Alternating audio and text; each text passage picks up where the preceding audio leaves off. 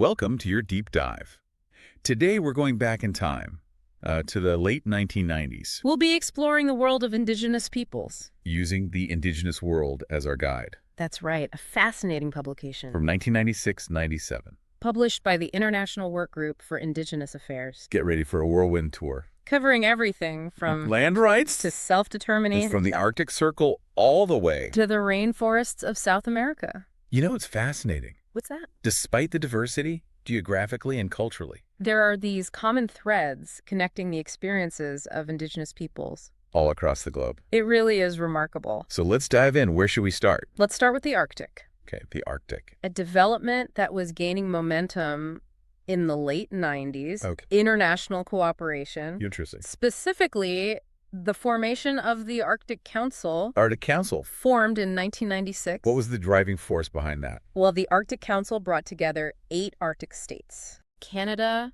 Denmark, Finland, Iceland, Norway, Russia, Sweden, and the USA, Wow, quite a group. to address a variety of issues like environmental protection and sustainable development. But it's not like this just appeared out of nowhere, right? Exactly. The Inuit Circumpolar Conference. Okay, the Inuit Circumpolar Conference. Or ICC for short. Okay.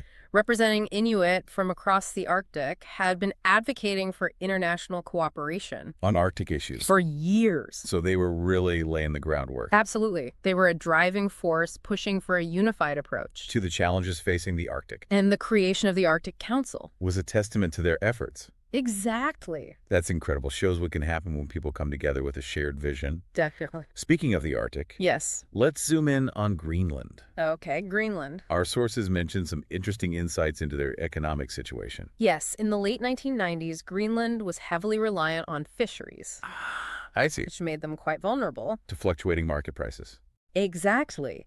They were making efforts to diversify, Makes sense. with tourism being a key area, It sounds like a tough balancing act, trying to grow the economy. while also protecting that fragile Arctic environment. Exactly. It was. There were other challenges, too. Like what? High costs Okay. and low education levels. Right. Those were significant hurdles. For Greenland's economic growth. Exactly. The government was trying to address these issues, In what ways? restructuring public companies. To boost competitiveness Exactly. and also investing in education and training programs. All in an effort to tackle those systemic issues, It's a good reminder that economic development is a multifaceted process especially in regions like Greenland. where you have those unique environmental and social factors. Absolutely. Now let's shift gears Okay. and head over to North America, All right, North America. where a landmark legal case was unfolding. Yes, the Veneti case. The Veneti case in Alaska. It was incredibly significant for Indigenous communities across the U.S. How so? It aimed to clarify the definition of Indian country Okay, Indian country and its implications. for tribal self-governance. Precisely. Okay, break that down for me. What exactly was at stake here? Essentially, the question was Yeah. whether a particular parcel of land, In Veneti. yes, in Veneti, Alaska, qualified as Indian country. I see. If it did, the tribe would have greater authority to govern their own affairs on that land. Free from state interference. Exactly. So it was a legal battle, Over sovereignty. essentially. Yes. And the outcome of this case could have ripple effects for tribes across the nation. Wow, so this was a big one. It was. Now, the Ninth Circuit Court of Appeals ultimately ruled in favor of the Veneti tribe. So they recognized their land as Indian country? They did. It was a major victory for them. But it didn't end there, I'm sure. Of course not. This is the legal system, after all. Ah, right. The state of Alaska appealed. Oh, so it went to the Supreme Court. It did. Talk about high stakes. This wasn't just about one parcel of land anymore. No, this was about the very foundation Of tribal self-governance. in the U.S. So this seemingly technical legal definition Had a massive ripple effect. across the nation Absolutely. It set a precedent that empowered tribes to assert greater control, over their internal affairs, pushing back against decades of federal encroachment. on their sovereignty. Wow. So the Veneti case was still making its way through the courts in the late 1990s, It was, leaving many tribes on the edge of their seats. waiting to see how it would all play out. Exactly. It's a powerful reminder Of what? that legal battles can have far-reaching consequences. For Indigenous communities. Now, speaking of legal battles and resilience, Yes. Let's turn our attention to the Lubicon Cree in Canada. The Lubicon Cree. Their story. A poignant example of the ongoing struggle for land rights. It sounds like they were facing an uphill battle, They were locked in a battle with both logging and oil companies. threatening their traditional territory. What were the specific threats they were facing? They were facing pressure on multiple fronts. I see. Logging companies, like Deishowa, were threatening to clear-cut their forests Devastating their environment. and their way of life. And on top of that, You have oil companies, like Unokal, operating a sour gas plant nearby. sour gas. I'm not familiar with that. It's natural gas that contains high levels of hydrogen sulfide, Okay. which is toxic and corrosive. So not something you want near your home. Definitely not. This plant must have posed serious environmental and health risks. To the Lubicon Cree community. It's that classic case, isn't it? Of what? Of resource extraction versus the well-being of Indigenous people and their environment. A clash of values and priorities. How did the Lubicon Cree respond to these threats? They weren't backing down. Good for them. They launched boycott campaigns Against against Deishowa and Unokal. hitting them where it hurts. Their profits. And did they garner any international attention?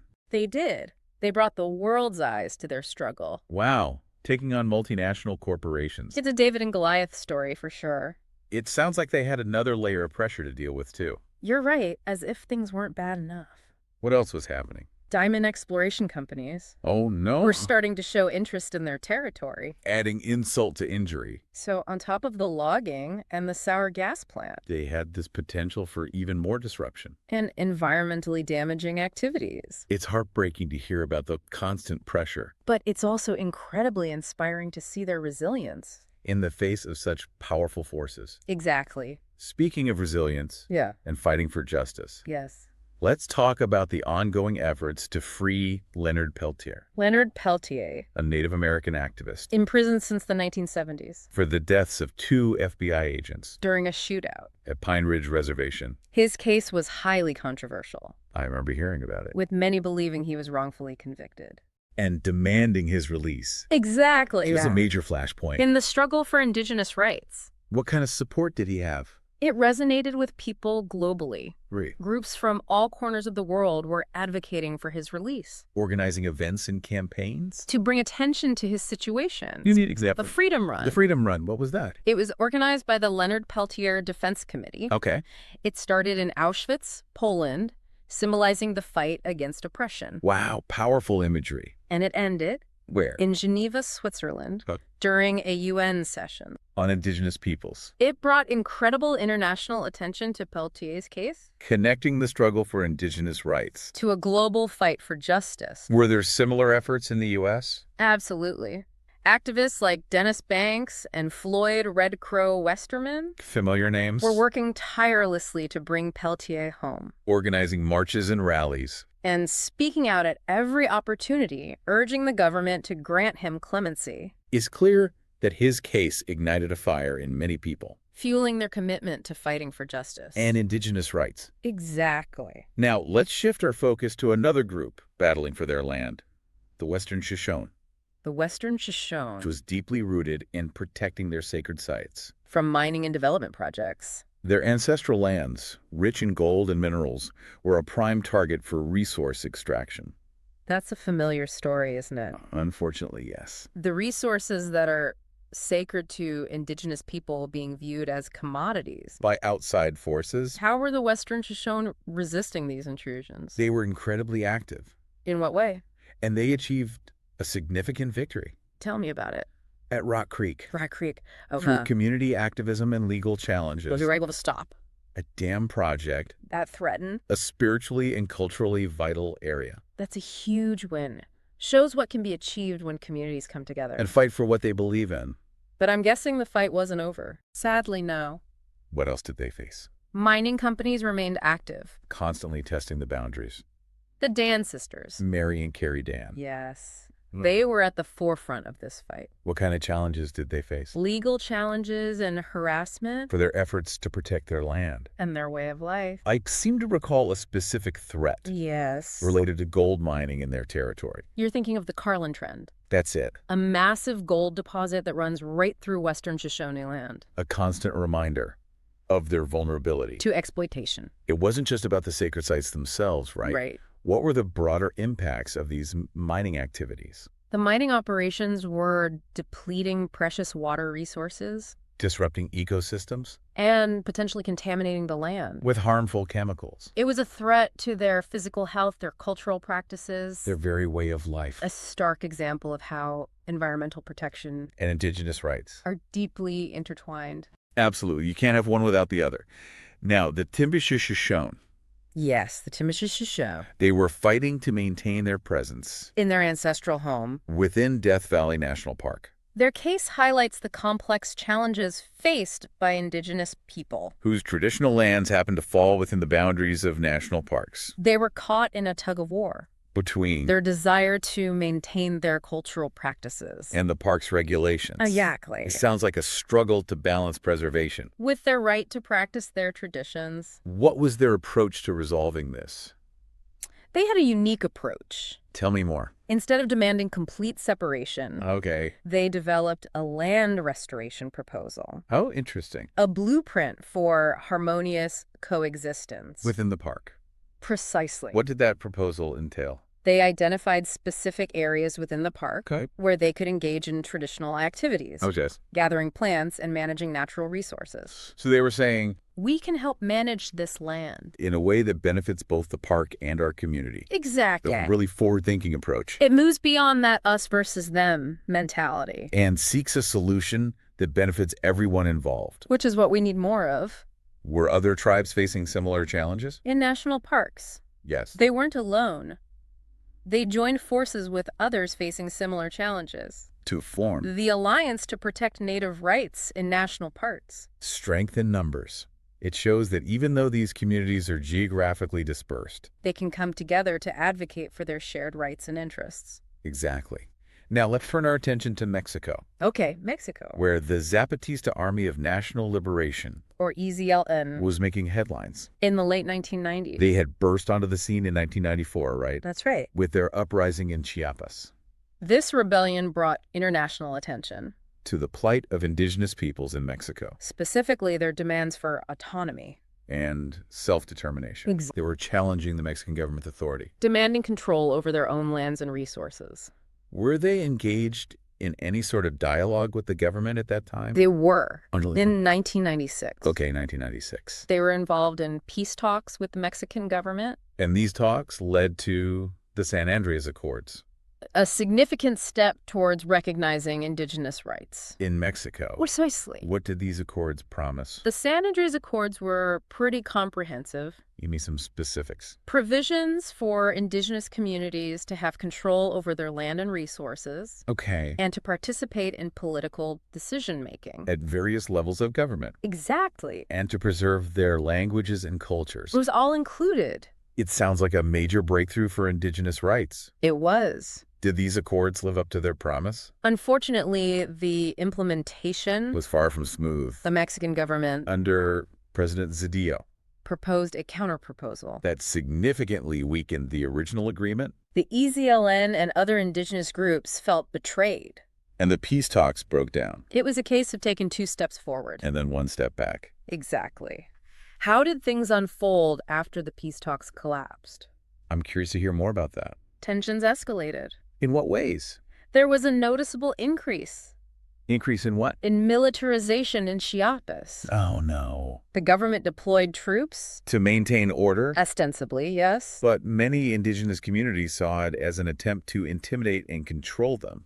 unfortunately. It's a reminder that achieving lasting peace and justice is rarely a straightforward process, It's a long and winding road. with setbacks and challenges. Along the way, Were there any positive outcomes from the San Andreas Accords? despite the breakdown in negotiations, Yeah. despite the setbacks, Yeah. the San Andreas Accords sparked a nationwide conversation about indigenous rights. It was no longer a fringe issue. It was front and center. This heightened awareness led to the formation of the National Indigenous Congress, Or CNI. the CNI. It brought together indigenous groups from all over Mexico. To advocate for their collective rights. Yes, and to push for the full implementation of the San Andrés Accords. A powerful demonstration of unity. A clear signal that the indigenous movement In Mexico was gaining momentum. Absolutely. It sounds like they were building a movement that transcended regional and ethnic differences. A truly national indigenous movement. Now let's shift our focus southward to Guatemala.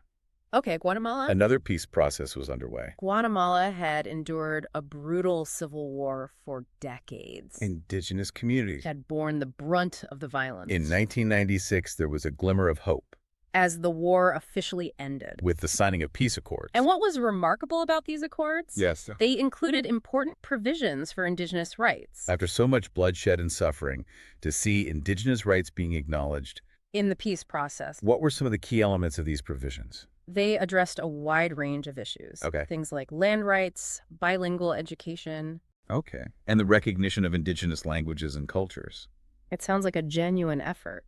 To address the historical injustices and systemic discrimination that indigenous communities had faced for centuries. Was the implementation of these provisions smooth?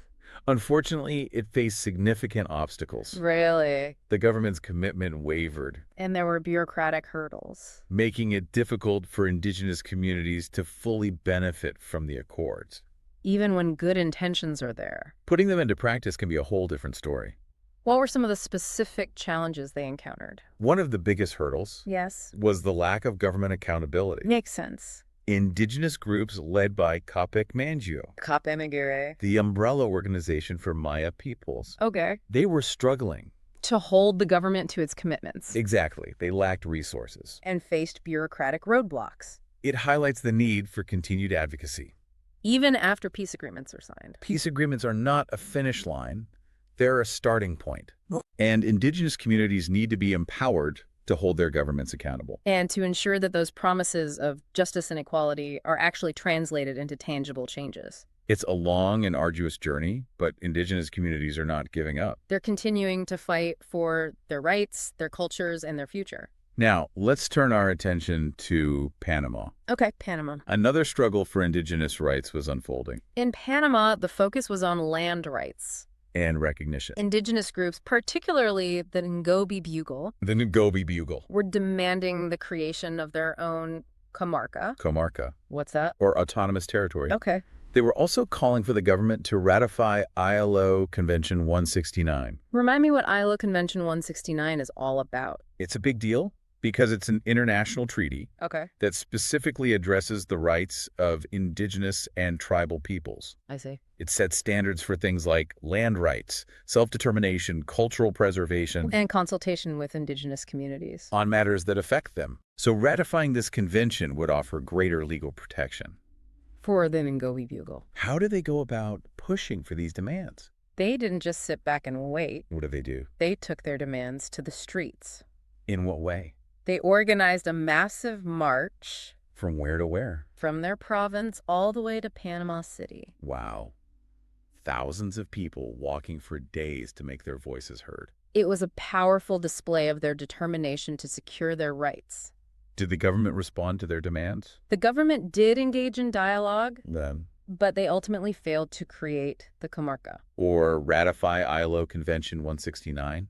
Despite international pressure. So it was a setback. It was a setback for the Ngobi Bugle. But their struggle continued. It did. It's a reminder that even in the face of government resistance, indigenous communities are finding ways to make their voices heard. And to push for change. Their persistence is inspiring. It is. Now, let's move on to Venezuela. Okay, It seems like a more complex situation. Venezuela had a history of progressive policies toward indigenous peoples. But in the late 1990s, those policies were being undermined by new development projects, threatening their lands and limiting their political participation. So it was a time of both progress and setbacks. Exactly. Can you elaborate on that? On the one hand, you had the law of indigenous communities, peoples, and cultures, which aimed to protect indigenous rights. It acknowledged their unique status and their right to self-determination.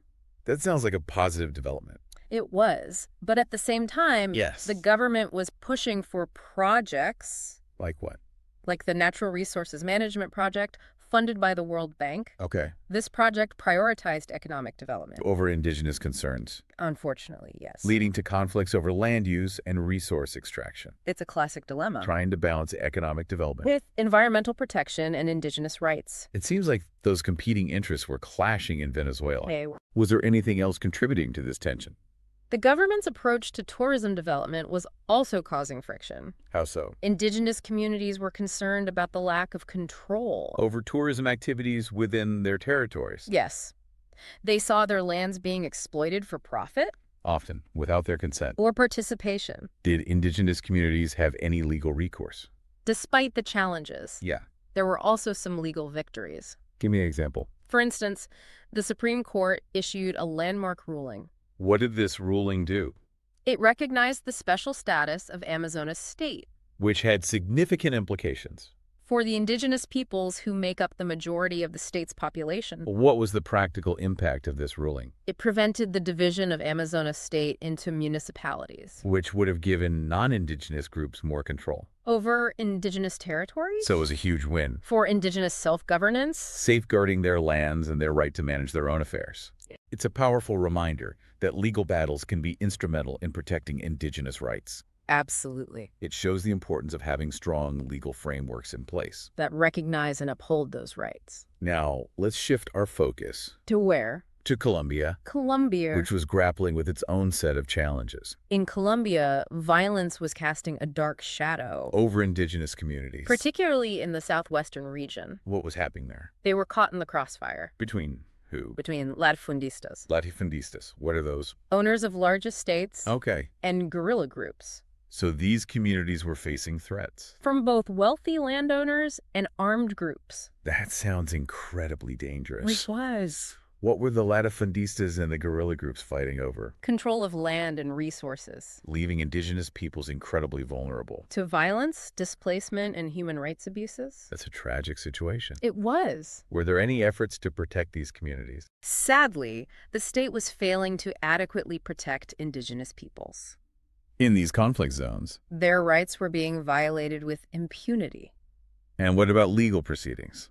aimed at securing their land rights. Yes. They were often ignored or delayed. So they were essentially left to fend for themselves. In a dangerous and volatile environment. It's heartbreaking to hear about the lack of protection and support It underscores the urgent need for governments to fulfill their obligations. to protect the rights and safety of all their citizens. Especially those who are most vulnerable. Exactly. Now let's turn our attention to Suriname, Suriname. where indigenous peoples faced a different set of challenges. Suriname was a unique case in the region. How so? Unlike many other countries, it had not yet constitutionally recognized indigenous peoples, So they were essentially invisible in the eyes of the law. which made them incredibly vulnerable to exploitation I can see how that would be a problem without legal recognition. of their right. They had little recourse when it came to protecting their lands and resources. For an encroachment Logging and mining activities were rampantly encroached, on their territories. with little regard for their well-being. Or their right to free, prior, and informed consent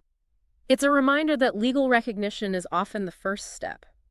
towards securing basic rights and protections. Exactly. Was there a particular case? That highlighted this vulnerability, Yes. the plight of the Coamhacan community. Tell me about them. This community was nearly decimated By what? by a gold rush. Oh, no. The sudden influx of miners brought with it a host of problems. Such as? Environmental destruction, social unrest And the introduction of diseases. that ravaged their population. It's a heartbreaking illustration of the devastating consequences. That can occur when indigenous rights are not respected.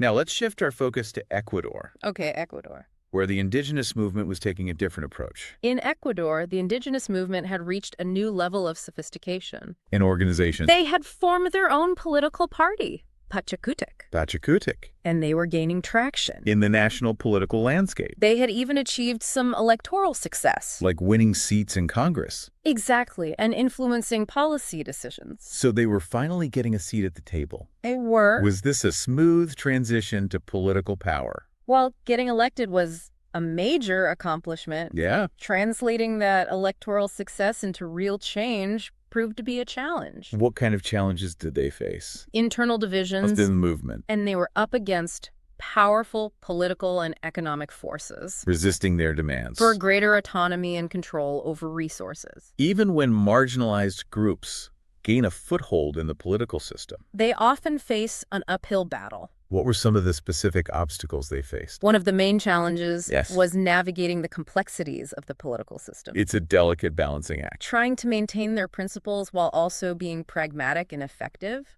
Did they manage to maintain their unity? And their commitment to Indigenous rights. Yeah. That was another challenge they faced. Maintaining unity and coherence within the movement? There were different factions. With varying priorities and strategies? Some were more willing to compromise, while others took a more hardline stance. It's understandable. When you have a diverse movement, With a range of perspectives and priorities. finding common ground and agreeing on a unified strategy can be a complex and messy process. Now, let's turn our attention to Peru, Okay, Peru. where the indigenous movement was focusing its efforts. On environmental defense and the protection of traditional knowledge. In Peru, the indigenous movement was at the forefront of the fight to protect the Amazon rainforest. And its rich biodiversity They were challenging extractive industries, that were contaminating their lands and waters, and they were working to preserve their traditional knowledge systems which were increasingly under threat, from things like biopiracy. and cultural appropriation. They were not only defending their own. Picking up where we left off, let's go back to Brazil. Brazil, okay. Remember how we were talking about The government's mandate to demarcate all indigenous territories? by 1993. Right, that deadline came and went. It did. And the process was, Plagued with delay and political roadblocks, leaving many indigenous communities. in a legal limbo. Exactly. Their land rights insecure and vulnerable. What were some of the key factors contributing to these delays? Well, I think one major obstacle was the ineffectiveness of FUNAI, FUNAI. the National Indian Foundation. Oh, right, the agency responsible for protecting their lands and interests. It was meant to be the champion for indigenous rights. But the reality was far from ideal. That's putting it mildly. What was going wrong with FUNAI? Was it just, bureaucratic inefficiency? Bureaucracy was definitely a factor, but It went deeper than that. it did. FUNAI was chronically underfunded, And understaffed. almost like it was set up to fail from the start. Imagine trying to protect the rights of hundreds of diverse indigenous communities Spread across a vast country like Brazil. with limited resources and a mountain of paperwork. Right. An impossible task. So they were trying to safeguard these communities with their hands tied behind their backs. Exactly. Yeah, And so- then, but- to make matters worse, they were constantly facing pressure from powerful economic interests. Give me some examples.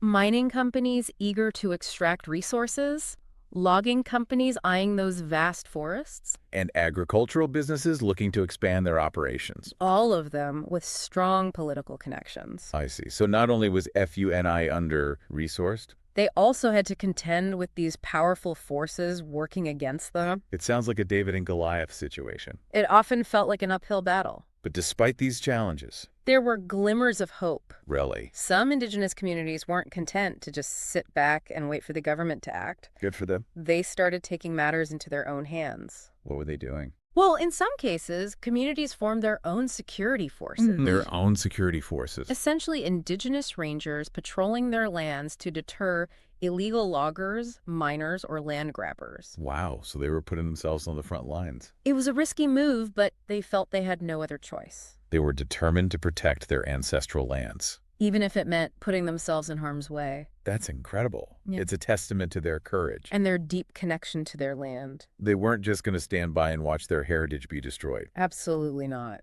Were there any other approaches they were taking?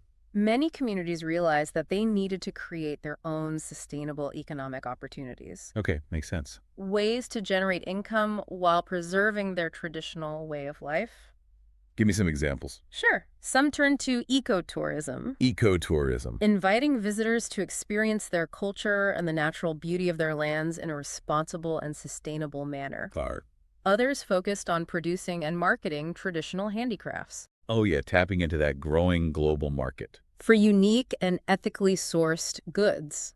So they were turning their cultural heritage and their environmental stewardship into economic assets. Exactly. Not just seeking handouts, they were creating their own path to a sustainable future. It's a fantastic model, empowering communities and preserving cultural diversity. Love it. And there's more. They didn't just stop there. They were also getting savvy. Savvy with what? With the legal system, using it to their advantage. How so? Well, one interesting tactic they employed was leveraging the concept of usufruct rights. Usufruct rights. I'm not familiar with that term. What does it mean? Okay, so imagine you have a neighbor who owns an apple orchard. An apple orchard. You don't own the orchard, but you have the right to pick apples from the trees for your own use. Okay. That's kind of similar to how usufruct rights work. Interesting. Even if they didn't have clear land title, some indigenous communities used this concept to gain control over natural resources on their traditional lands. So things like the right to fish in certain waters. Or to harvest certain plants. It was a creative way to assert their rights. Even within a legal framework that often disadvantaged them. They were really thinking outside the box. That's impressive. Now, let's zoom out for a moment and talk about the growing recognition of indigenous knowledge in the late 1990s. Okay, indigenous knowledge. This was happening globally, but it was particularly prominent in countries like Peru and Ecuador. Absolutely. Indigenous communities were increasingly pushing back against biopiracy. Biopiracy, right. The practice of corporations and researchers exploiting their traditional knowledge about plants and medicines for profit. Without their consent or fair compensation. Exactly. It was a form of intellectual colonialism that had been going on for centuries. And indigenous communities were finally saying, Enough is enough. it makes perfect sense. It's their intellectual property, their cultural heritage. Being appropriated for someone else's gain. Right. How are they challenging this exploitation? Well, they were doing it on multiple fronts. Give me some specifics. So they were demanding legal recognition of their intellectual property rights. Okay, so making sure that their traditional knowledge was legally protected. And they were also documenting their knowledge, creating databases, and working with sympathetic researchers. To ensure that it was used ethically and responsibly. Precisely. But it wasn't just about the money, right? It was also about respect. Absolutely. For indigenous communities, their knowledge isn't just a collection of facts and formulas. It's deeply intertwined with their identity, their worldview, their relationship with the natural world. Exploiting this knowledge without their consent Is a violation. of their cultural integrity and their spiritual beliefs. It's a good reminder that indigenous knowledge isn't just something to be extracted and commodified. Right. It needs to be respected. Protected. And when used, shared in a way that benefits those communities. And honors their cultural heritage. It was encouraging to see some researchers working in partnership with indigenous communities. Respecting their rights. And collaborating with them to document and preserve their knowledge systems. That sounds like a step in the right direction. Definitely. A growing number of researchers were realizing that indigenous knowledge wasn't just some quaint folklore. It was a rich and sophisticated body of knowledge. That could offer valuable insights into everything from sustainable agriculture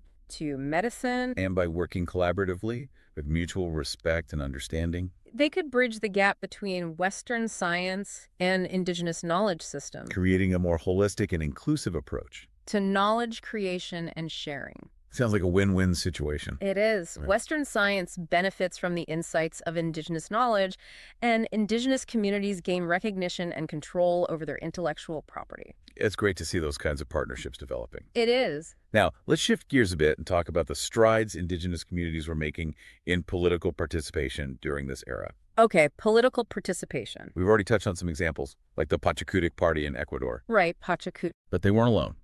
No, in many countries, indigenous communities were moving beyond grassroots activism. And starting to engage more directly with the political system. Exactly. So they were running for office, forming alliances with other political parties. And using their growing political clout to advocate for their rights and interests. It seems like a natural progression. It is. As they gained more visibility and organized more effectively, They realized they needed to have a seat at the table. to be part of the decision-making process that affected their lives. Right, but as we've seen in several cases, gaining that seat at the table was just the first step. It was just the beginning. The real challenge was making their voices heard Navigating the complexities of the political system. and translating their electoral success into meaningful change. They often faced resistance, From those established power structures a lack of resources. and internal divisions within their own movements. It sounds like a steep learning curve. It was, but an essential one. They were entering a whole new arena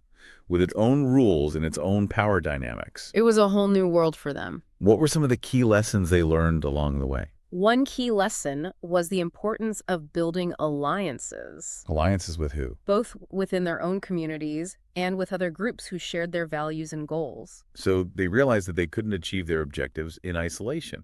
They needed to create broad coalitions to amplify their voices. And exert greater pressure on the government. Exactly. Strengthen numbers. It's a timeless principle of social change. It is. Were there any other strategic insights they gained from their political engagement?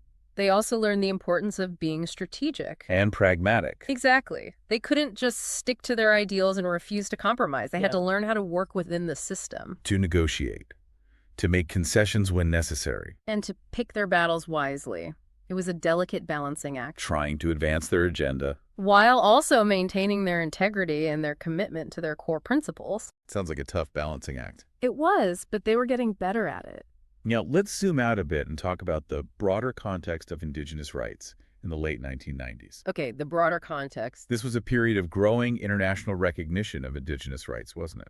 It was. The late 1990s was a time of increasing awareness and support for Indigenous rights on the global stage. The United Nations Declaration on the Rights of Indigenous Peoples was being drafted during this period. Right, although it wasn't adopted until 2007. It signaled a growing consensus within the international community. That Indigenous peoples have distinct rights that need to be protected. It seems like a turning point, a shift in global consciousness. It was a significant step forward. But it's important to remember that international declarations and conventions are only as effective as the governments that choose to uphold them. Right. And as we've seen in many of the cases we've discussed, There was often a gap. between the rhetoric of human rights and the reality on the ground. A gap between good intentions and concrete actions. Unfortunately, yes. So while there was this growing international recognition of Indigenous rights, the struggle to translate those rights into tangible improvements in the lives of Indigenous communities continued. Exactly. Those struggles continue to this day. While there's been progress in some areas, Indigenous peoples around the world still face systemic discrimination dispossession of their lands. and a lack of control over their own destinies. It's a sobering reminder that the fight for Indigenous rights is far from over. It's a fight that requires constant vigilance, advocacy, and solidarity. From both Indigenous communities and their allies. It's a fight that we must all be a part of. Absolutely. Now let's shift our focus back to some of the specific cases we've explored in this deep dive. Okay, back to the specifics. Each one tells a unique story, but they also reveal common threads that connect the experiences of Indigenous peoples across borders and continents. Let's start with the Lubicon Cree in Canada. The Lubicon Cree. Their struggle against oil and logging companies. It was a microcosm of a global phenomena. The tension between economic development and the rights of Indigenous peoples. Their story highlights that all too familiar scenario, Of Indigenous communities finding themselves on the front lines of resource extraction. often bearing the brunt of the environmental and social costs. Exactly. Their decades-long fight for their land and their way of life is a testament to their resilience and their determination. It is. Despite facing seemingly insurmountable odds, they never gave up. They kept pushing back, raising awareness, and using every tool at their disposal to protect their heritage. Their story is a source of inspiration, a reminder that even in the face of powerful adversaries, Indigenous communities can make a difference. They can, and they do. Now, consider the Timbisha-Shoshone and their fight to remain in Death Valley National Park. The Timbisha-Shoshone, their situation raises some fundamental questions. About how we reconcile conservation efforts. With the rights of Indigenous peoples who have lived on and cared for these lands for generations. It's easy to assume that conservation and Indigenous rights go hand in hand, but The Timbisha case shows that it's not always that simple.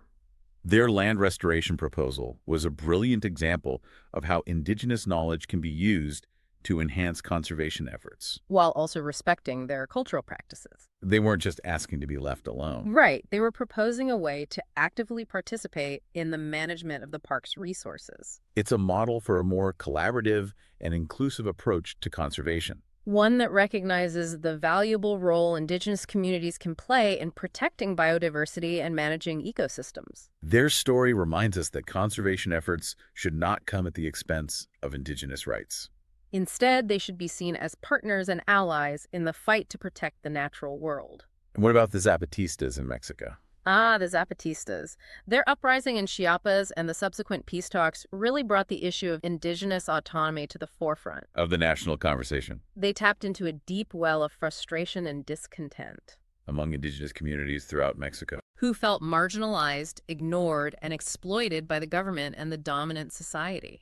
Their actions weren't just about local grievances. No, they were a catalyst for a national movement for indigenous rights. They inspired a generation of indigenous activists and leaders, And they helped to shift the political discourse in Mexico forcing the government to acknowledge the legitimacy of indigenous demands. for self-governance and cultural recognition. And even though the San Andres Accords ultimately failed to live up to their promise, Right, they were never fully implemented. they were still a testament to the power of their movement. They showed that even armed rebellion could, under the right circumstances, lead to dialogue and negotiation, Even if those negotiations ultimately faltered. which is a reminder that the path to peace and justice is often long and winding. Full of setbacks. But we have to keep pushing forward. Now let's turn our attention to Guatemala. Guatemala, a country with a long and tragic history of conflict and violence against indigenous communities. The peace accords in Guatemala, which included specific provisions for indigenous rights,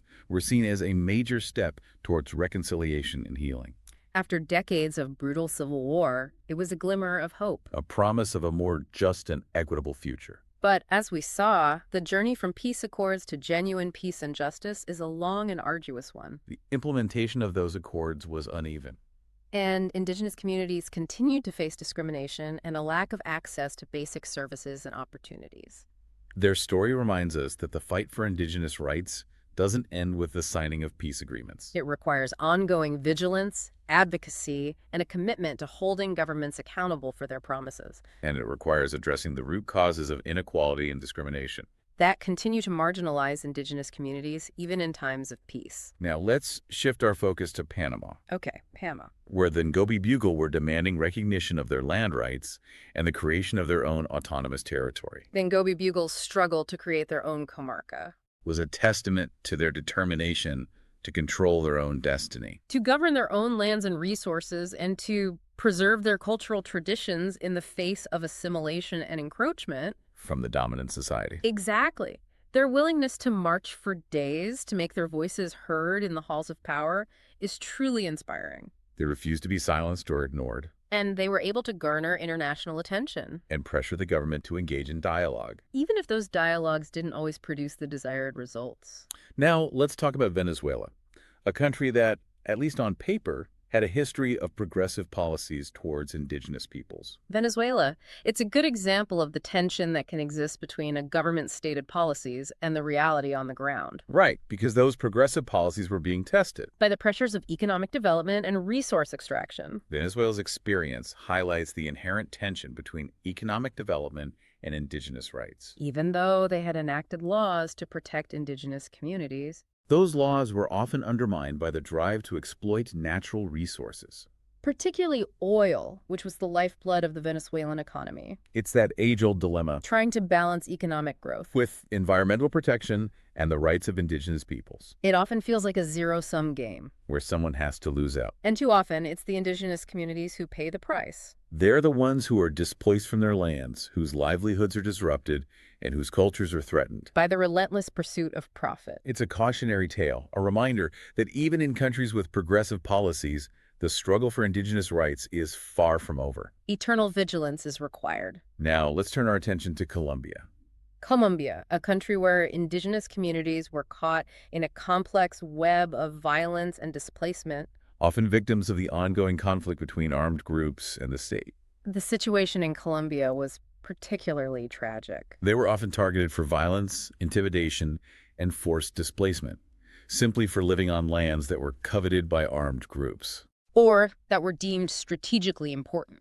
Their story is a heartbreaking illustration of the human cost of conflict. Of how indigenous communities often bear the brunt of violence and instability.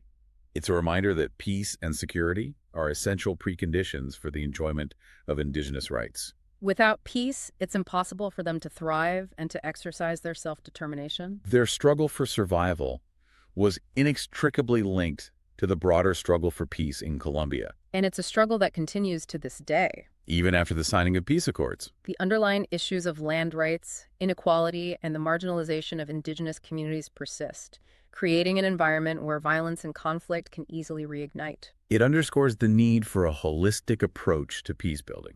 one that addresses not just the immediate causes of conflict, but also the deeper structural injustices that fuel resentment and violence, And it highlights the importance of empowering Indigenous communities. giving them a voice in the peace process and ensuring that their rights and interests are protected. Now let's talk about Suriname. Suriname, a country where Indigenous peoples were still fighting for basic recognition of their rights.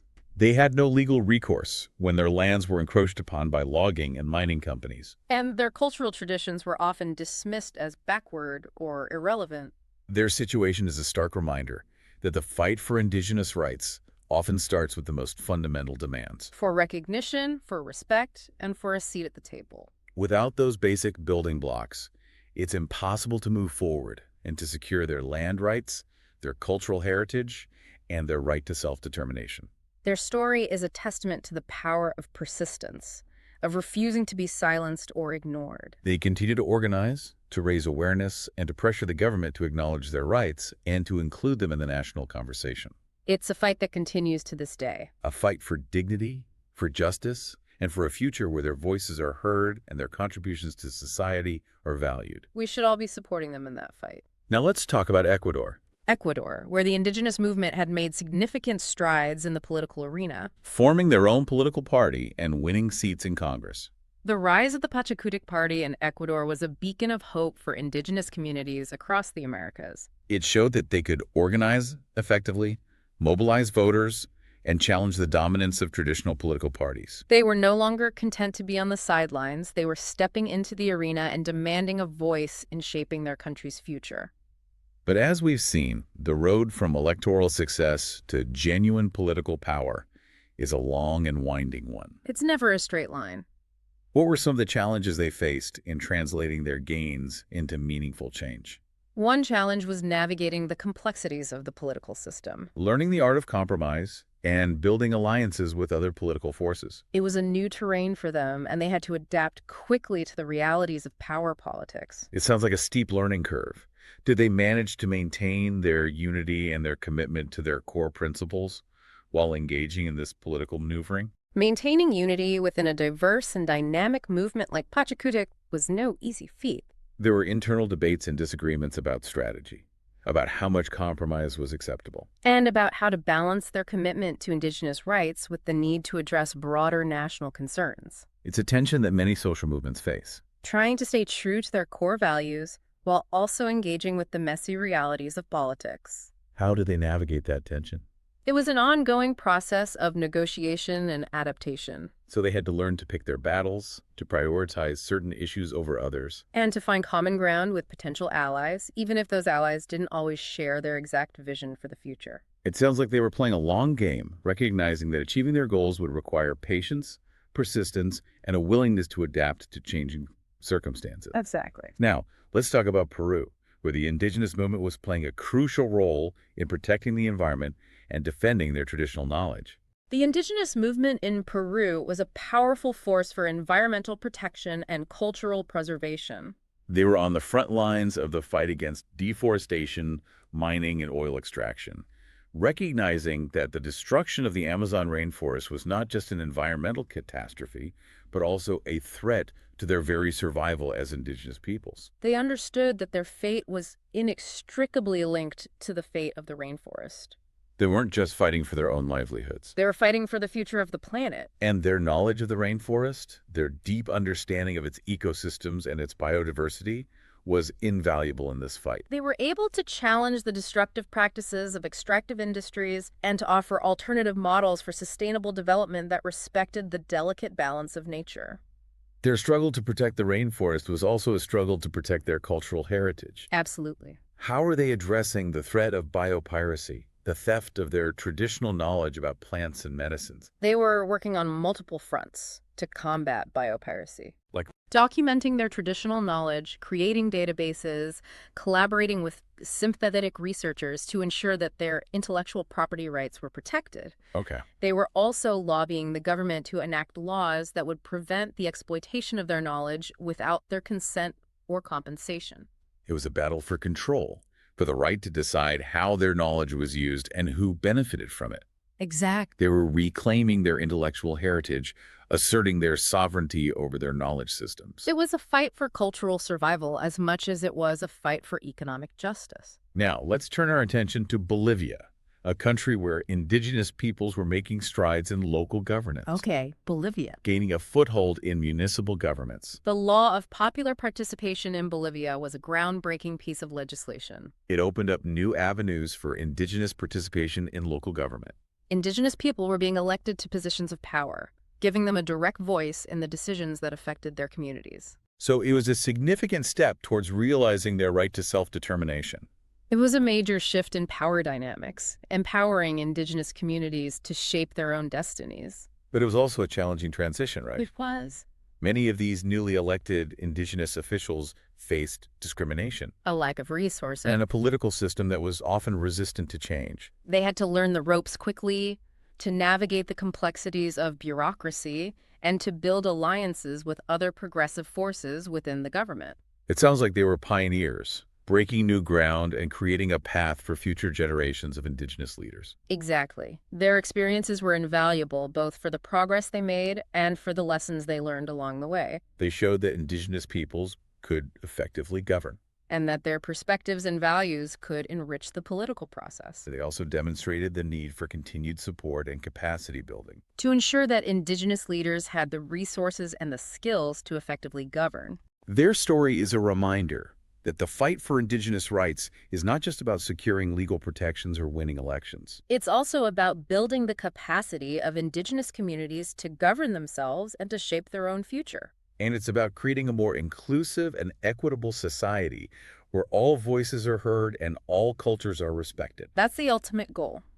Now, let's conclude our journey in Brazil, Back to Brazil. where the issue of land demarcation remained a central battleground in the fight for indigenous rights. Brazil's constitution recognized the right of indigenous peoples to their ancestral lands. But the reality on the ground was far more complex. Much more complex. What were the main obstacles preventing the full implementation of these constitutional rights? Well, I think one major obstacle was the lack of political will. Lack of political will. Successive governments wavered in their commitment to indigenous rights, often prioritizing the interests of powerful economic actors. Over the rights of indigenous communities.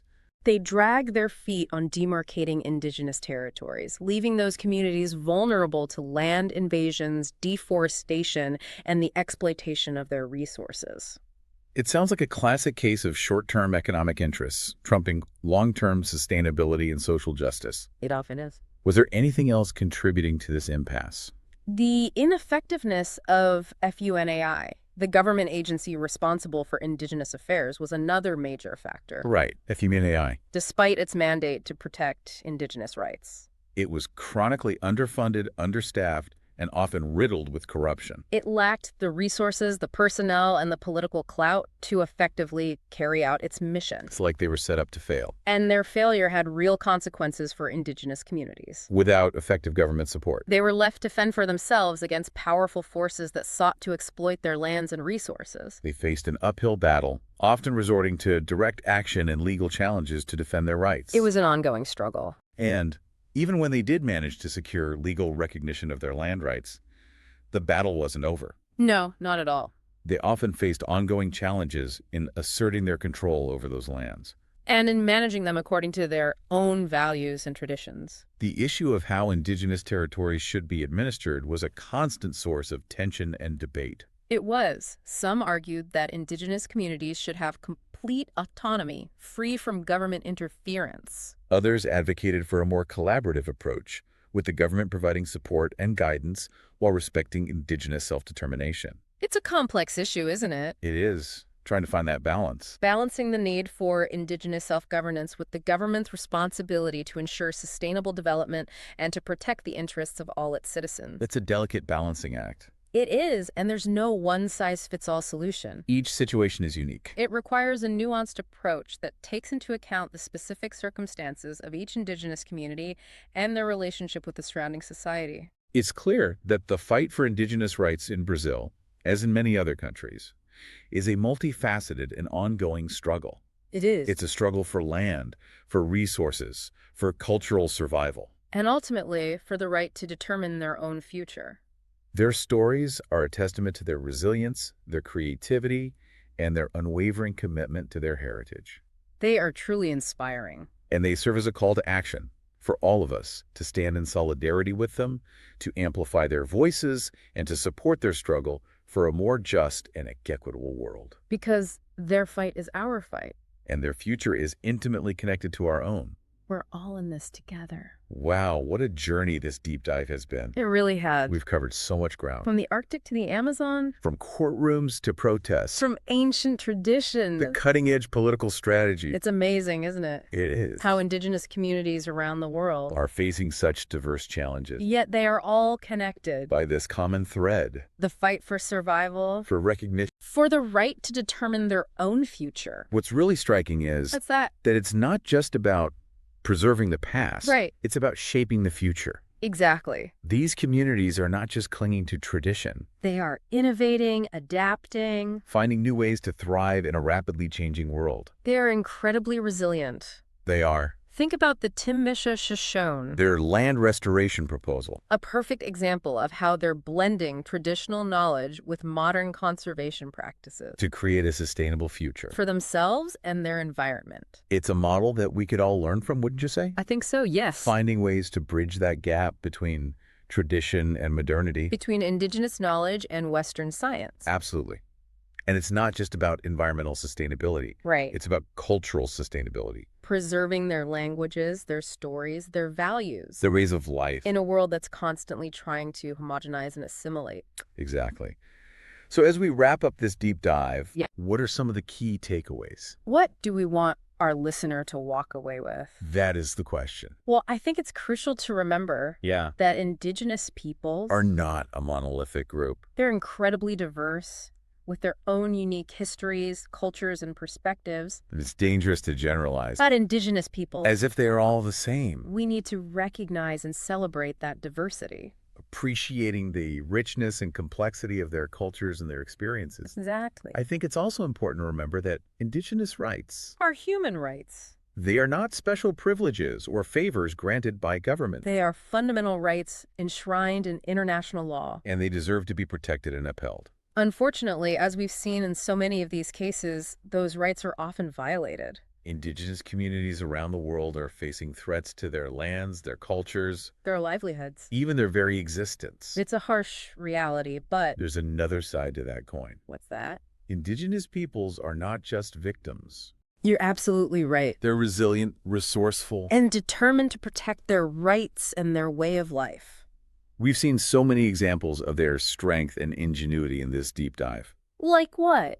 The Lubicon Cree's boycott efforts. Right. The Timisha Shoshone's land restoration proposal. The Numgobi Bugle's historic march for recognition. It's inspiring to see their courage in the face of adversity, their creativity in finding solutions. And their unwavering commitment to their heritage and their future. It is.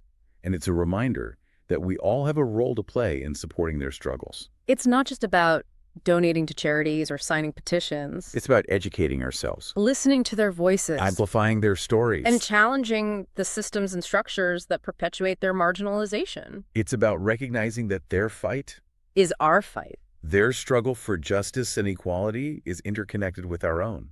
We're all part of this web of life, and their well-being is essential to our collective well-being. So where do we go from here? What can our listener do to support Indigenous rights? To make a difference. The first step is education. Learn about the history and current realities of Indigenous peoples in your own region and around the world. There are so many resources available. Books, documentaries, websites, podcasts. They can provide a deeper understanding of the issues. And don't just rely on mainstream sources. Seek out Indigenous voices. You read their stories. Listen to their perspectives. There are many Indigenous-led organizations and media outlets that provide invaluable insights. Once you've educated yourself, find ways to get involved. Support Indigenous-led organizations. Donate to their causes. Volunteer your time and skills. Attend their events. Amplify their voices on social media. Use your platform to raise awareness. And don't underestimate the power of conversation. Talk to your friends and family about these issues. Challenge stereotypes. Misconceptions. Educate those around you. Every conversation, every act of solidarity contributes to a ripple effect of change. And most importantly, remember that this is not just about charity or guilt. It's about justice Recognizing the inherent rights of Indigenous peoples. and working together to create a world where those rights are respected and upheld. Creating a world where their voices are heard, their cultures are celebrated, and their contributions to society are valued. Building a future where we can all thrive together in harmony with each other and with the planet we share. That's the world we should all be striving for. This deep dive has been a journey Of discovery. and of inspiration. But it's just the beginning. There's so much more to explore So much more to learn. and so much more we can all do. To contribute to a more just and equitable world. It's a collective effort. Thank you for joining us on this deep dive. It's been a pleasure. We hope it sparked your curiosity Ignited your passion for justice. and inspired you to take action Keep learning, keep listening and keep standing in solidarity, with Indigenous peoples around the world. because their fight is our fight and their future is our future.